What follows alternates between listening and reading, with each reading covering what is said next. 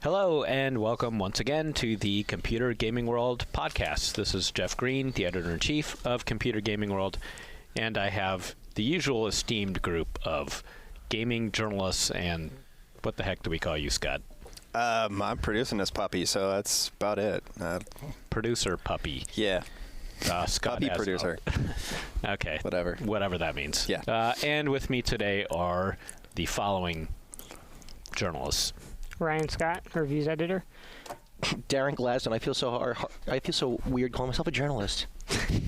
So do we. Sean Elliott, the Internaut.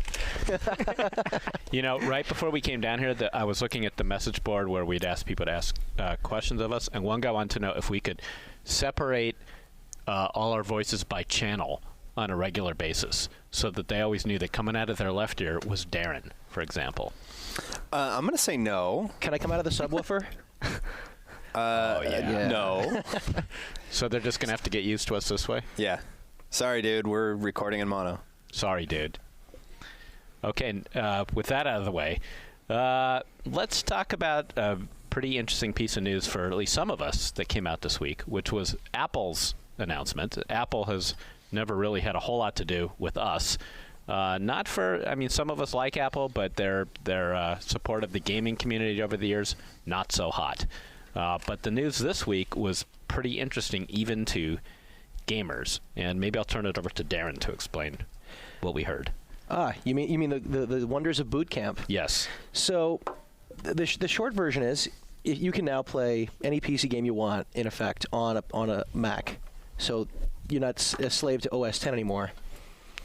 So Boot Camp, basically, I mean, that's the code name of a download. Well, that's just the software. Basically, it makes the Windows OS kind of like with a Mac interface. But theoretically, the drivers are already in place. So as long as you make a firmware update on any, your Mac Pro notebook or G5 or whatever, you could just install a partition with XP. So this is actually Windows XP running on a Mac. This is not XP running on top of the Mac OS, right? Correct. It's just running natively. Mm-hmm. So that's pretty freaking profound after all these years of not being able to do that. So now those who have a Mac can actually play all that whole history of PC gaming they've been denied all these long years, should they want to. Now, I know that, like, actually in the office, Jeremy Parrish from OneUp, he actually did some tests on his own on his new Mac. Was it the MacBook Pro? MacBook Pro, yeah. So he did his tests on that, and it came out. He was actually pretty impressive that he got Half-Life 2 up and running. Not high res because it's a notebook, but 1280 by 768. Basically, as good as he could get on a PC notebook. And right? and there was no hiccups, no extra downtime. It was just the same experience. So can we all just buy iBooks now? If you wanted to, I'm sure you could. Have they made any desktops? Well, I mean, it'll work with the desktop. I mean, basically, any desktop that's using the new Intel CPU. That was going to be the big thing. Anything Intel based will be able to. They'll be able to split out the partition and have the OS X on one and XP on the other. I mean, in that respect, it's pretty cool. So we don't need any stinking PC or any Windows-based PCs anymore, right? Maybe fewer blue screens, Well, whatever. Well, Jeff, you're a Mac user at home sometimes. Well, not really. I mean, I used to work in a Macintosh magazine, but once you get out of that, it's kind of like when you quit smoking and then you really hate smokers. That's kind of how I was. Quit the cult. Yeah, I mean, I was in the cult, and then I got out, and then I hated Apple. And actually, I've been kind of an iPod convert. I'm really into my iPod, but I've never wanted a Mac again. And part of it is just my disdain for them for ignoring the gaming community for so long. When it seemed like years and years ago they had a chance to really capture that crowd. I mean, what was Windows 1.0 if not just an incredibly lame version of the Mac OS? Yeah. They had the first graphical UI and then they blew it.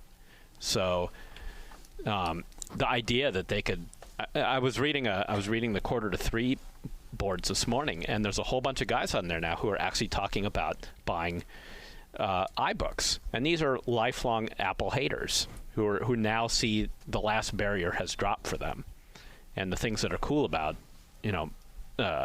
Mac products, the sleek looks and all that, are suddenly now are more than just eye candy to them. Right. I mean, I know a lot of people. I'm on that fence as well. I mean, like I've been for a long time debating, going on the Apple side, but there is no compelling reason because I can't play any games aside from WoW. Mm-hmm. Sean, are you going to get a Mac now? No. You don't like Apple stuff, do you? Well, you have an iPod. I have to use Apple for editing purposes, like the rest of us here. Actually, I was thinking about the rest of the people in this building. I heard some excuses for why they use Apples, that it keeps them from playing games. So now I wonder if everyone is going to be on WoW. It's not supposed to be. But how does that even work for the Apple illiterate, like video cards and all that kind of stuff? Well, I mean, like some of the newer machines, they're using ATI cards and whatnot. So I mean, it's not a huge stretch. I mean, they have, as long as they have the base level the Intel and ATI chipset, they're good to go.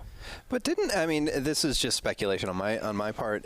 Didn't the Apple hardware just for some reason work better and faster than PC because the OS was more what am I looking for here?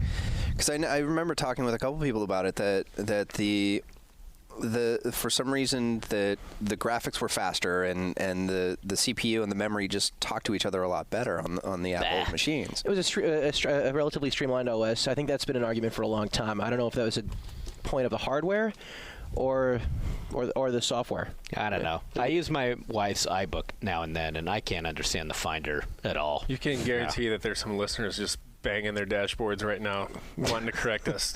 No, please do, guys. Let us know. We're new to this world. Please help us. Yeah, and we don't like it. It scares us. In theory, if you can install Windows on a Mac, couldn't you maybe now install like Mac OS on a PC? Exactly. That's what I'm wondering too. Good grief! Why would you want to? You want that nice frosty interface, or being able to use Quark? Well, actually, InDesign. The only thing I see that they have different is that when you use Yahoo Messenger, little faces come up when you're chatting. Yeah, Dallas Kid has that on his computer all the time, and I'm like, I miss that. That's kind of cool. Cool wasn't the word I was thinking. Okay. Lame. All right. Moving on from the Mac. No, not even that word. Into one last bit of hardware techie sort of news, but gaming related, is the evil that is Starforce. That's not hardware. That's software. Well, whatever. Well, it'll mess up your it'll mess up your hardware. Yeah, well, we're gonna take your mic away. No, you're not. You're losing rights. You're now facing a libel suit. I'm facing a libel suit by calling it evil. Just for calling it evil. Some call it Starforce evil, not me. There we go. Ryan, though, he would call it evil. I heart Starforce. Starforce, for those who don't know, is a controversial copy protection scheme found on some computer games now that has been alleged to cause malfunctions with people's CD drives, DVD drives, computers in general, and perhaps humanity at large. It's been blamed for all sorts of ills. And I think cancer, too. Cancer, right. And yeah, Darren? Yeah. We now have something that we're calling the Starforce Watch here at CGW, which is we're going to let you guys know about games that have Starforce, that install Starforce on your PCs when you buy these games, and maybe you don't want to do that. All right. Well, for this week, the two games that came across my desk that I wanted to check out that I pretty much had to uninstall. Let me see. There's Space Rangers 2, which just came out, and I haven't uninstalled it yet. I'm going to give it one try, but there you go. Thank you, Starforce, for ruining that experience. CSI as well. Well, actually, I'll get to that in a second. Let's see. The joy of CSI. But, Uber Soldier, another fun one, which I'm sure is going to grace somebody's hard drive somewhere. Not mine, though. Now, why don't we tell people, in case they don't know, this is the first time they're hearing about it, if they install, why are you neglecting, or why are you reluctant to install Uber Soldier? Well, actually, I could do this with the help of a new box from, actually, this is the new CSI game. I was like holding up to Scott like there's a camera here. What the hell's wrong with me?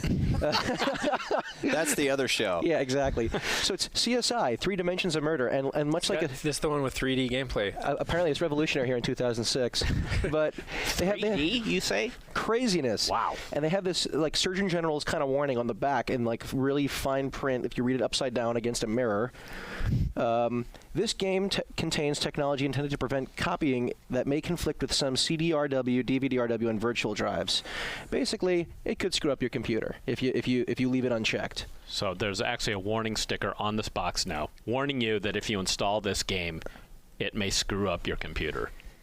Thanks to Starforce. Thank you guys. Really, that's great.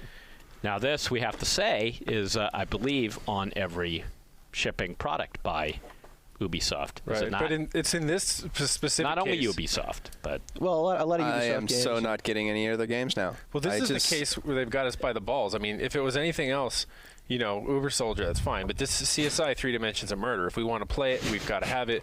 Which of us and who's not don't going to want to play it? that? So, right, we're all... But you find yourself wondering, like, is this going to be in Ghost Recon Advanced Warfighter, or is this going to be in any of the Well, other I'll tell you, it was in the Heroes. Heroes of Might and Magic 5 beta that I was playing. And that caused a lot of the screw-ups, didn't it? Or Well, it didn't. Actually, it didn't cause screw-ups because I wouldn't install it.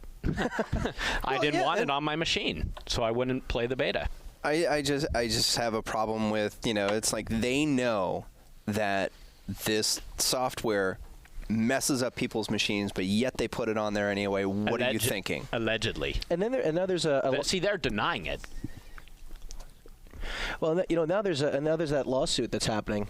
Right. Somebody speak. Somebody talking speak. I don't there, know. Darren. All right, I'll keep. I just feel like I'm Class action lawsuit out There there. you go. I mean, like, and the guys behind that who are prosecuting this are the guys who basically were going against Sony for their copy protection on CDs. Oh, the DRMs. Exactly, Yeah. the rootkit. Or the rootkits, yeah.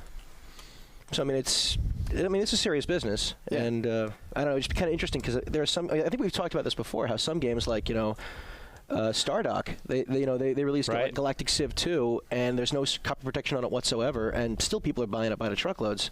I don't have a records today. Yeah. I don't have a problem with people doing copy protection. I totally believe I get developers and developers, artists, they all should get paid for their work. I have no problems with that. But when you start messing with my hardware, the stuff that I've paid hard-earned money for, or however I got them. But I'm going to say no. I'm going to sit there and look at that and go, no, I'm sorry. There's too much possibility of a problem with it. I'm not going to touch it. I Right. agree with you completely. And the thing is, I started going back through my old catalog of games that I really loved playing, like Silent Storm, awesome game, Starforce.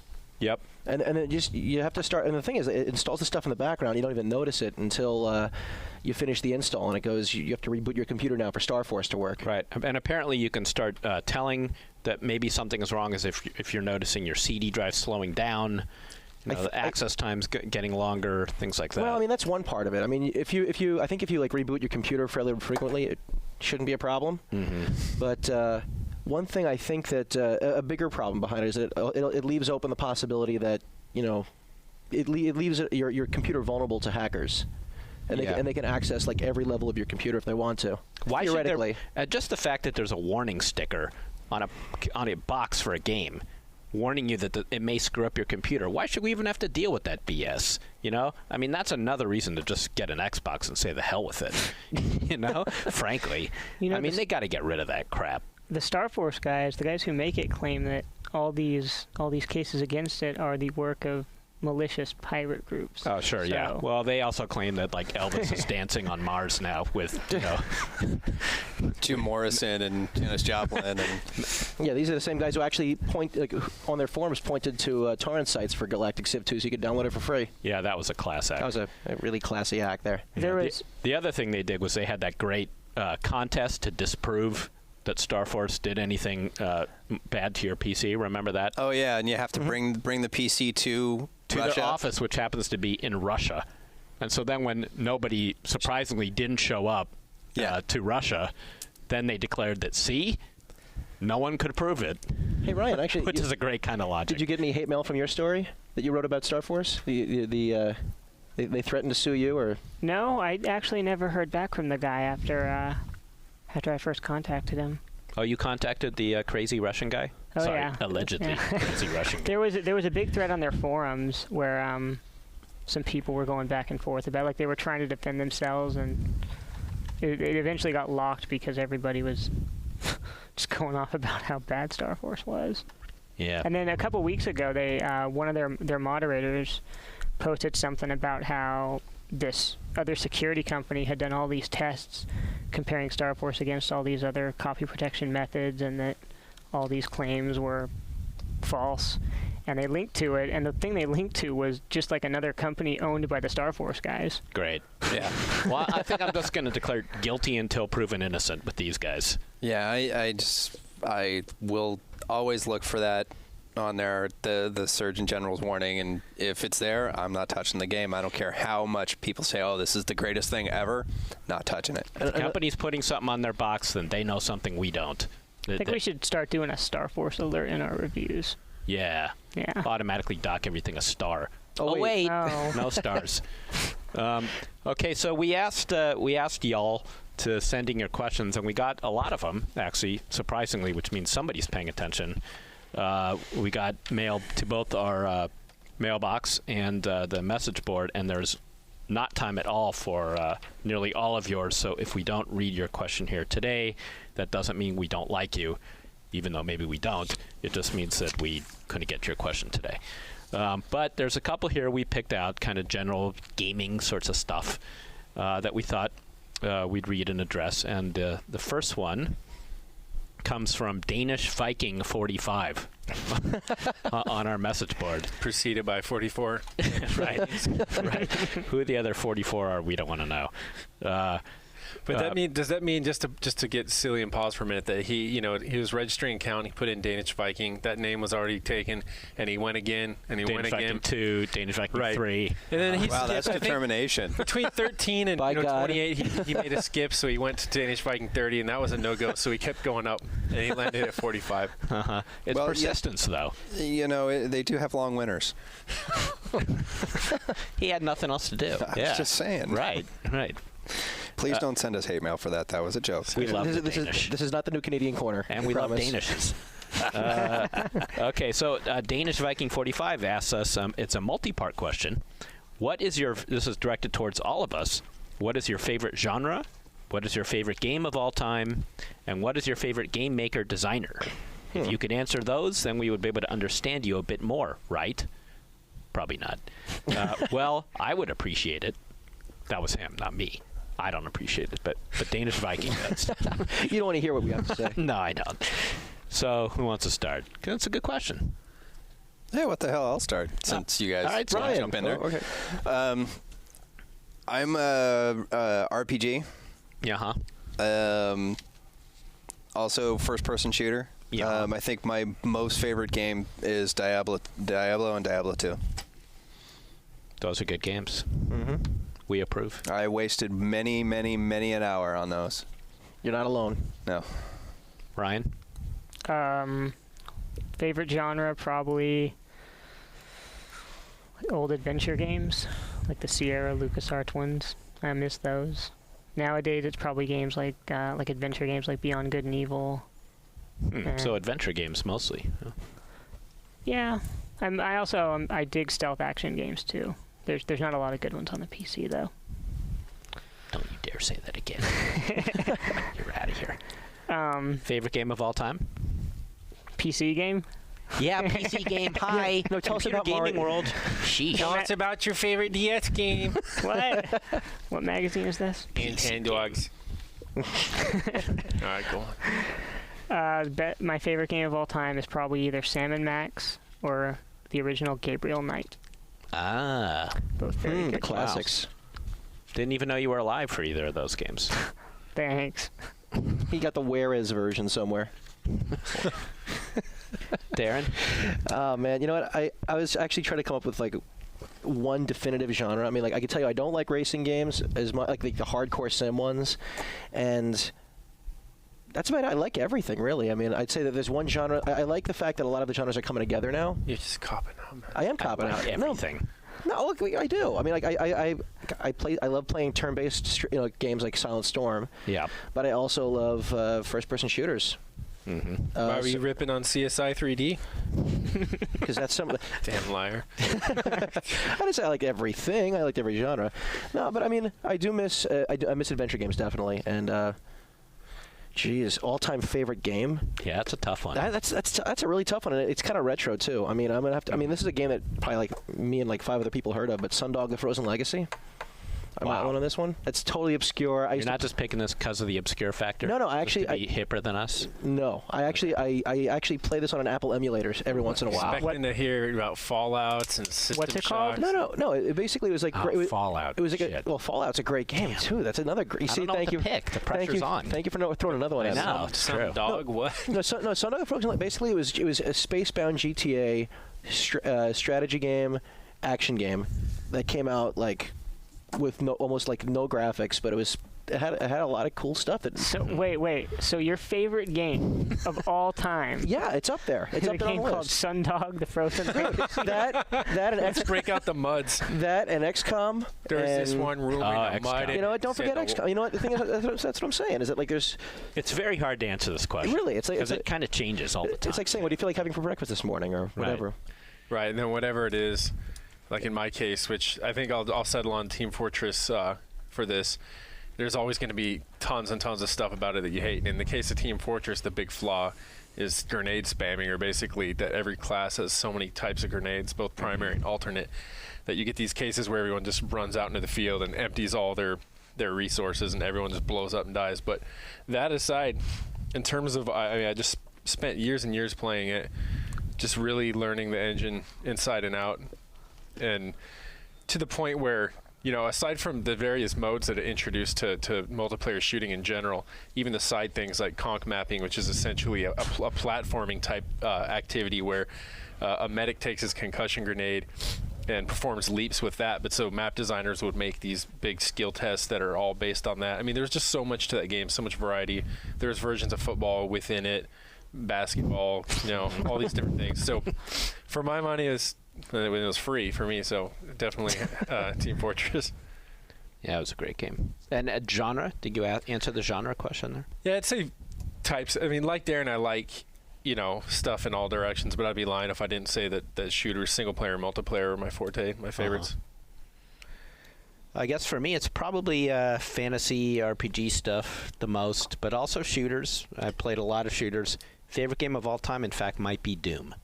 Might be. Because that was the first game that really just completely scared the bejesus out of me. You know, I had the headphones on late at night, you know, just playing. That was the first time I really got lost in a game completely, you know, which other people have experienced in other 3D games since. But that was the first one where I was really in the environment, and when things would come at me from around the corner, it just scared me to death. I am easily scared, but that's another problem. My second favorite game of all time, I think, is probably CSI. Three Dimensions of Murder. You're just because you know what? It has all new 3D gameplay. I'm sorry. Stop making fun of that game. But no, seriously, I could answer that question differently. No matter, you know, a different week, I might say Warcraft 2 or Heroes of Might and Magic 2. Mm-hmm. That was a brilliant game. The Ultimate Fantasy series? General is one of my all-time favorites, going way back. That was a spin-off of Panzer General from SSI, I think it was. And SSI. that was their fantasy version. So instead of tanks, you had, you know, I don't know, giant armadillos. I don't remember now. I think they also had a really cool like Road Warrior one as well. SSI? Yeah, I can't remember what it was called, but I remember playing that one too. All right, let us know out there if you remember the Road Warrior version of. You're on crack. I'm not on crack. Well, I am on crack, but. So I hope we answered your question, Danish Viking. Throw 45. in, before we get to us, for second contender, I'd have like Battlefield 1942 probably. I love that too. Yeah, that's a great game. That might be in my top 10. Top 10 would be easier than best of all time. Yeah, right. That's the problem with the number one. Yeah.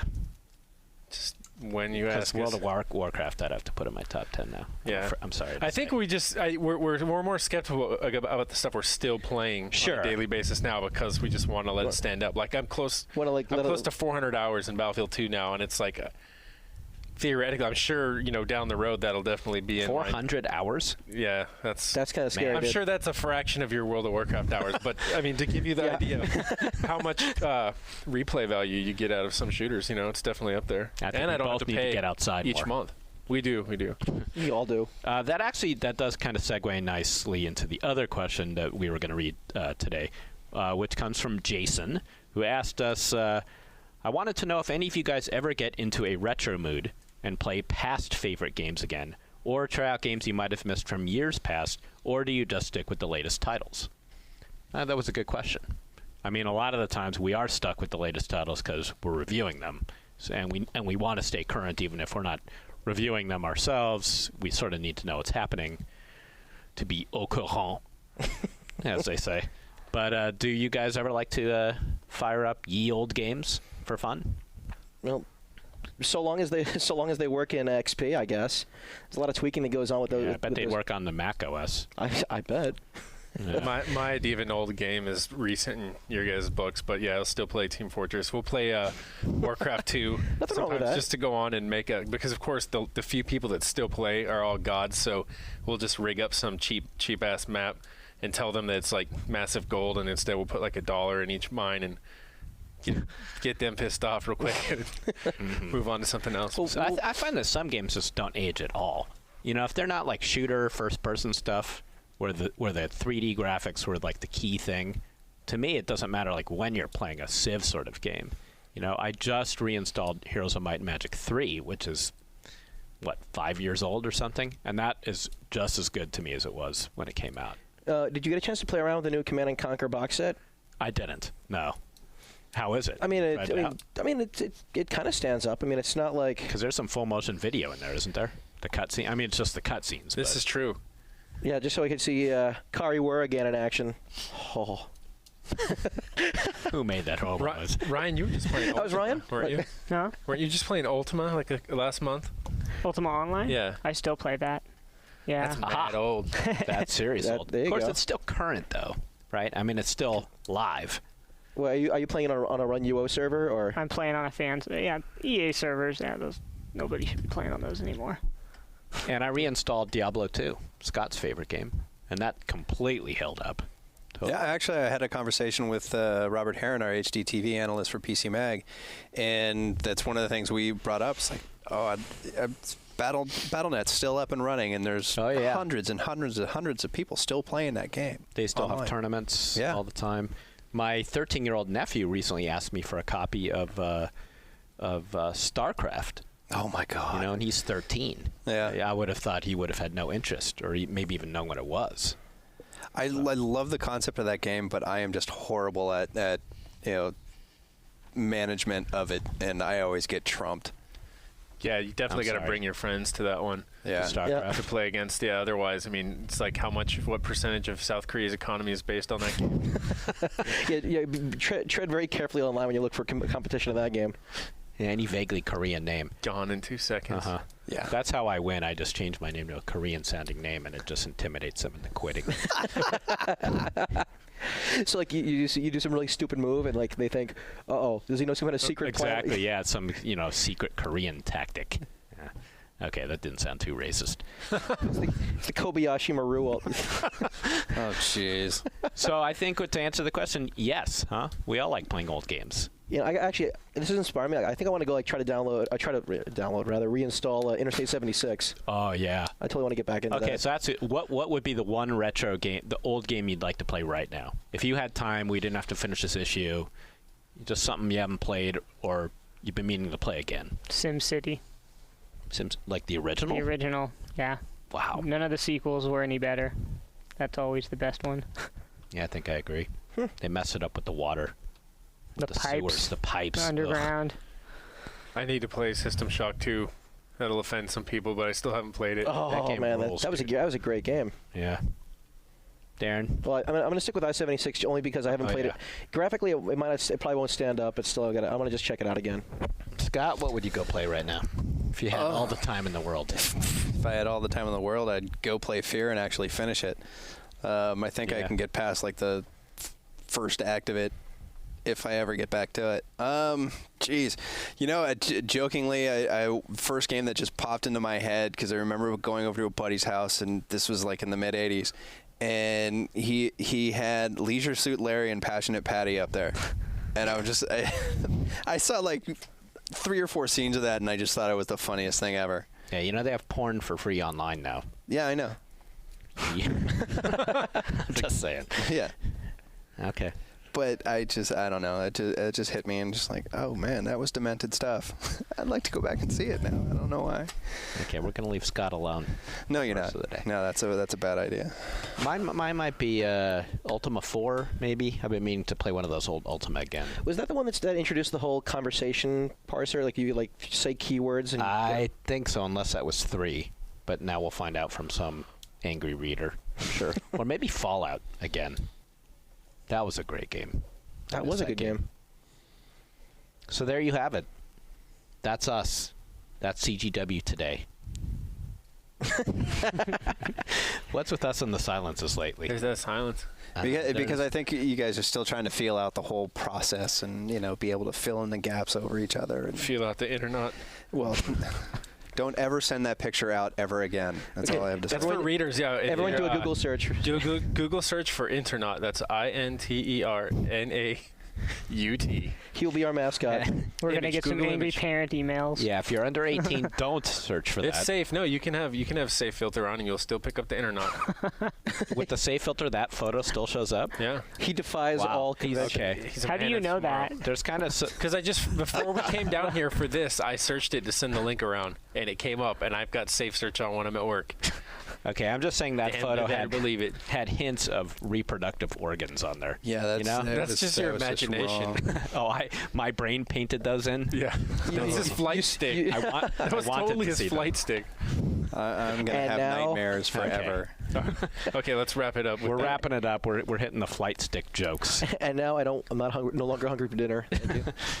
Thanks for listening once again, and we will see you next week. Bye. Love ya.